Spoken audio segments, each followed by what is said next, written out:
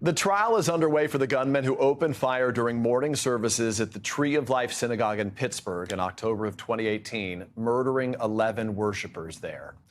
It is the deadliest anti-Semitic attack in American history. Federal prosecutors are seeking the death penalty against the gunman. 50-year-old Robert Bowers is charged with 63 crimes, including 11 counts of hate crimes resulting in death. He has pled not guilty. Among those killed, a 97-year-old great-grandmother, two brothers, a couple who had gotten married at Tree of Life more than 60 years ago.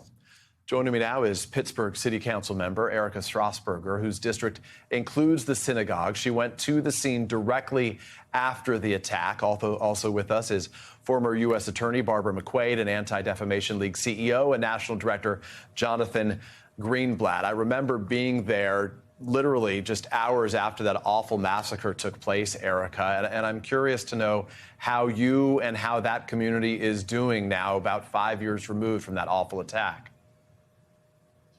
Thank you for asking, and thank you for saying that. I would say that Squirrel Hill is a resilient community, and Pittsburgh certainly is a resilient city. And everyone is handling this in a different way. I can't group any one group together. I think all we can do at this point is support the survivors, support the family of the victims, and those closest to the attack as best as we can. That's my main goal right now, is to offer support in any way that I can, because this is a moment that can be re-traumatizing for a lot of people who are closest to the attack. Everyone's going to be handling it in a different way. I can tell you that the building itself will likely be breaking ground for a renovation this year and turned into a community center, in addition to a synagogue, and have a sort of exhibit. So there's a lot of good that is moving forward and it's coming out of this, but certainly this is a very sobering day and a sobering time for Squirrel Hill and everyone impacted by this terrible event. Yeah, no doubt. It became personal for me when a college classmate of mine posted a photograph of her only a matter of days after that. It was her synagogue with pictures of her bat mitzvah taking place there. Barb, I want to ask you about this case specifically. Prosecutors are seeking the death penalty here. The lawyers for the defendant have offered to resolve the case with a guilty plea on all accounts in exchange for life in prison without the possibility of release. But federal prosecutors, they have rejected that. What do we expect today? Well, instead, they're going forth with a trial, and at issue is not whether this defendant committed this act, whether there was a massacre, but the intent.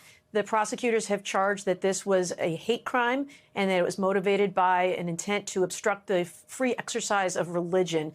And instead, Bowers and his legal team are saying it wasn't that they opposed the Jewish community, but they opposed immigration in general. So it's a little bit of a hair splitting, but that's the issue at trial here today. I think that this jury has in store for them, though, some very powerful and gruesome and overwhelming evidence of the killing that occurred. And I think in light of the text messages and the fact that this was done during a worship service, the Justice Department has a very strong case. Jonathan, I want to ask you about this. The shooting of the Tree Life Synagogue, it is the deadliest attack, as we've noted, against Jews in this country's history. But it's not alone. Anti-Semitism is still on the rise. The latest figure, I think, is something like 36% up just last year. Your group obviously has been tracking this. This threat is not over. So how do you stop it? Well, there are a few things to think about as you just pull back the lens. Like you said, Peter, anti-Semitic incidents are indisputably up. Last year was the third time in the last 5 years we've hit a new all-time high. And the total today is more than 500% greater than it was just a decade ago. So something is definitely wrong. So at ADL, we think, number one, you have to make sure we protect communities.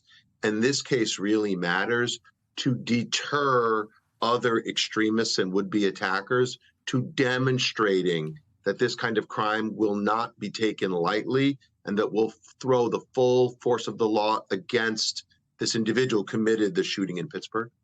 And then secondly, I think we need government to play a role.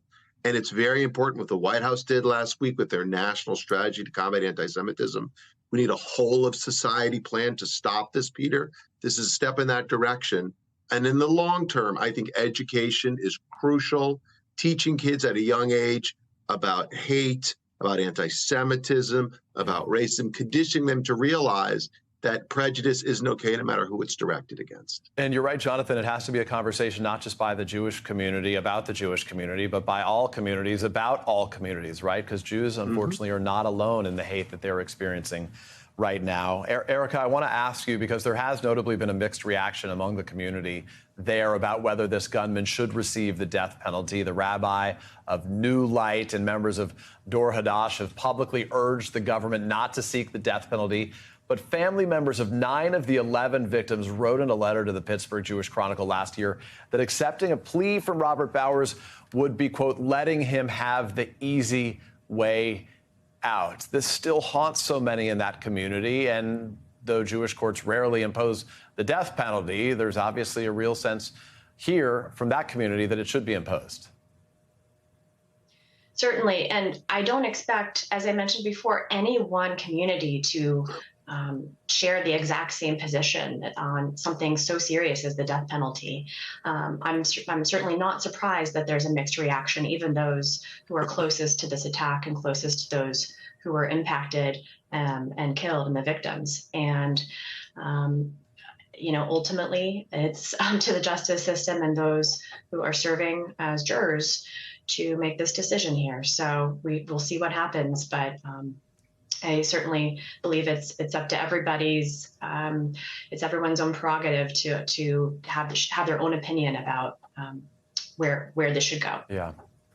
Erica Strasberger, Barbara McQuaid, Jonathan Greenblatt, nice to see you again, my friend, as well. Appreciate you all being with us.